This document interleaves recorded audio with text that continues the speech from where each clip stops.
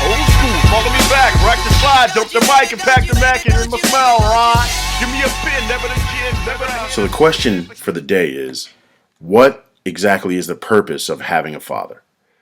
Is it really necessary, or are we expendable? Right? We've seen a large uptick in this country of single mother households. Right? There are single father households, but those are a lot more infrequent. Single mother households are the norm. Historically, in black and minority households, you'll have a lot of single mothers, but now it's mainstream America. It's across all socioeconomic strata. It is across all walks of life, every ethnicity, every culture. There are single mother households.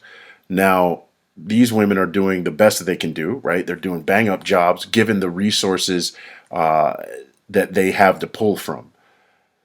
They're protecting the children. The children are growing up, and in a lot of cases, very successfully, right? We won't even touch on issues that are the single mother household issues or not, or that's irrelevant. The idea is just because you are able to rear a child, and just because the child doesn't die and is not incarcerated and grows up essentially unscathed, is it the most ideal situation? And have we convinced ourselves that this is something that's okay, that this is something that's fine, that we should just move right on? And have we eliminated the value of a father?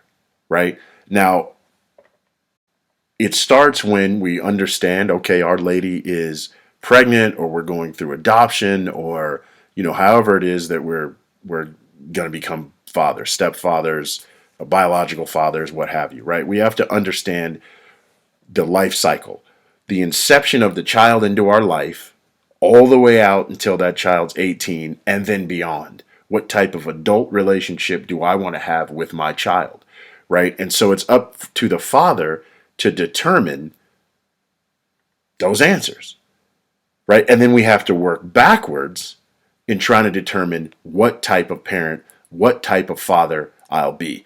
In addition to introducing ourselves to these children, right, and understanding each child needs to be parented differently.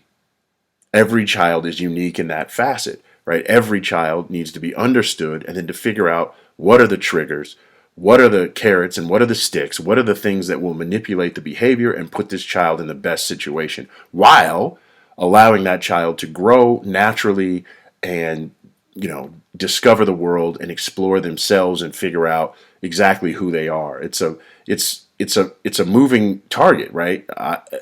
I feel like in my life, every time I figured something out, we were now on to the next stage, and now I'm figuring that out. And luckily I have a history that I can pull from to go, okay, well, when I was 12 or when I was 10 or when I was 7, what were the things that I was thinking, and can I relate those things to this scenario, whatever that scenario is, right?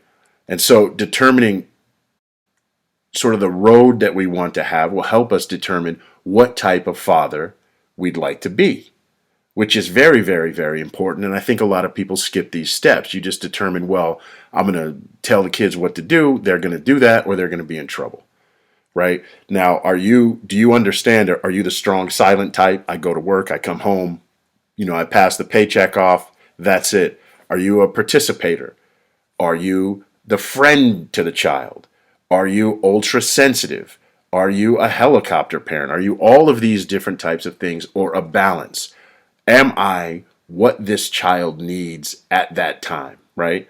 Sometimes I'm sensitive, and sometimes I'm very stern. And I have to determine what the child needs at that point. And then I have to develop the dad character, right? And that's the superhero character that I have to play at each juncture, right? So that's it. Moving forward. So what I realized is that being a father is much like a relay.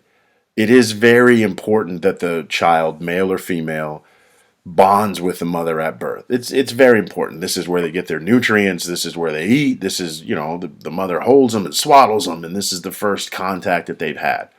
And I think a lot of fathers feel distant, isolated, and unimportant during that time, right? What's my role? And so you have these active fathers that do things like, well, I'll wake up in the middle of the night and I'll feed from the bottle. I'll change the diapers. They struggle to be participants in the child's life because the mother's role is so, overbearing, right? She's so important to the child that the father struggles to find his place. Now, over the years, there's a slow but consistent shift. And at some point, the father then becomes a more monumental character in the mother's life or in the child's life, right? And so like I go over a lot of times with my partner, listen, when this kid gets about 10, 11, 12 years old, the boy, he just can't hear female voices. No matter what your mother says, you just, hey, I'll figure it out. Any guys that are out there that used to be young boys understand this. You start feeling like, I'm a grown man. I don't have to listen to my mom. Now, your father, if your father's in the home, typically is still bigger than you, still stronger than you. He can still sort of impose his will on you. But the mother, the relationship starts to change. You're no longer the cuddle bug who wants to climb up in your mother's lap or, sleep next to her in the bed. It's like, I kind of want to develop my own role. Now, a healthy relationship then follows, okay, the boy looks at the father and says, well, what's he doing? This is a grown man. I want to be a grown man. I'd like to follow the roadmap that this man has set for me. And so they begin to sort of cling with the father. This is the time where we see the aptitude for, if you're a guy who likes cars, now your kid wants to be out there working on cars. If you're an athlete, he wants to work out with you. If you barbecue, he wants to cook. Whatever it is, he wants to be up under you because the mother's role now is diminished. She's sitting on the sidelines watching this boy become a man. And the worst thing she can do is get in the middle of that, right? And there is difficulty. We talk about that at home a lot. Some of this discipline is going to be hard for the female to see. Some of the lessons that this boy needs to learn are going to be very difficult for his mother to watch him learn because they're hard. And the lesson is this: do you, as the wife, do you love me? Do you trust me? Do you respect me? Do you think I'm a good man? Well, I know how I got here, right? And in the most ideal cases, I'm the only one that can take this kid over that manhood bridge. I'm the only one that can escort him and give him the things that he needs to have in the world. It should be harder inside the home than it is outside the home. So when he gets out into the world, he knows how to act, he knows where the boundaries are, he knows what the consequences are, and he's not afraid of things because he's faced worse at home, so to speak, right? And this is a very difficult concept for a lot of people, both sides. So for the mother, it's, oh my God, my baby, you're too hard on him. And for the father, it's, well, am I really this important? I've been 10 years with this kid. I haven't really been as important as I'd like to be, and now I'm the star of the show. And am I able to move forward with that? It's a very difficult proposition, but if we're aware of it, that's how it works, that the relay baton has now been passed, and I'm the primary, not so much caregiver, because they still need love, right? They still need that soft touch. They still need the nurturing. I think that mothers throughout the boy's life are very valuable, but the level of investment and the level of say, right, from the mother, it tends to diminish. It should diminish, right? Because now this boy is going to be dealing with a world full of men. And if we don't arm him with the skills to be able to operate in that world, he'll fail, right? He'll fail, he'll crumble, and then he'll be living at your house because he has to be, right? Not because he wants to, not because he's helping the mom out because she's sick or with the bill, not that. Because he doesn't have the skill set to operate in a world of men, right? And for the daughter, if the father is not present and he is not strong and he is not building a relationship, a very primary relationship with the daughter, how then does she choose a man? How then does she expect to be treated? You have to model that behavior. This is what my daughter expects. This is what she sees when I interact with her mother, and this is what she sees when I interact with her. I can monitor how she's growing up and the lessons that she needs to learn, and I can invest in those things. And now she doesn't have to take craziness off some dude, because you always know you can come home. It's a safe place to be, right? And we can work through whatever issues we can move on through, right? That's the best way to be. And I really do think that understanding that relay concept is real, and both parents buying into that relay, right? You don't disappear, but you are less the primary parent than you were before. And for the fathers, you get a more of a starring role in this movie than you did before. And that brings us to the actual purpose of being a father, right? Protect and to provide. Those are instinctual things. Now, the provisions and the protection come about in very distinct ways. We like to think, now I work, I bring the money, I've provided. But have you provided a role model, right? Have you, for both genders of children, for the firstborn and the middle and the youngest born, regardless, these are my children. I have provided a role model. I have provided an example of how to operate in the world. I have provided an example of integrity. I have provided stability, right? A place to be, a consistent interaction with me, right? I have provided an example for how to control the actions that are associated with my emotions.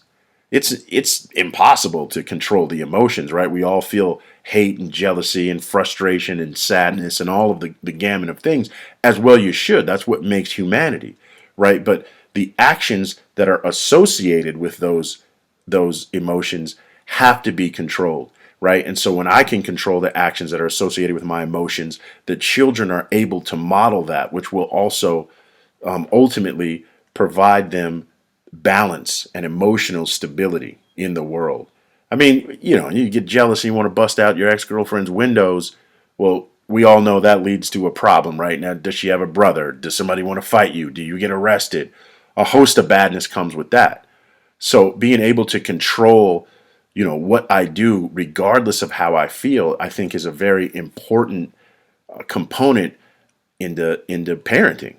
Definitely parenting, but specifically with your father. If you have a traditional family and the male is sort of foisted into this role of he's the leader, well, the leader has to make objective and righteous decisions, right?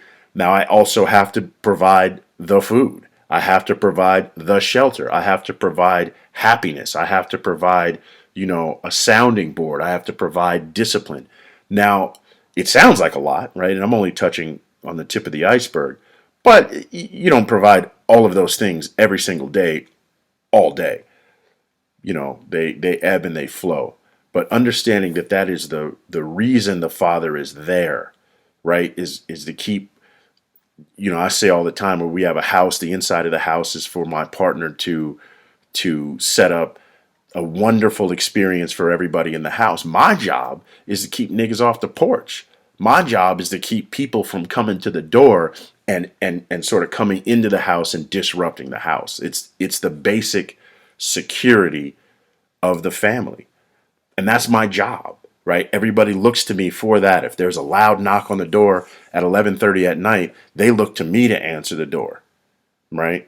And so you have to take that role to heart. It has to be a role that you believe in.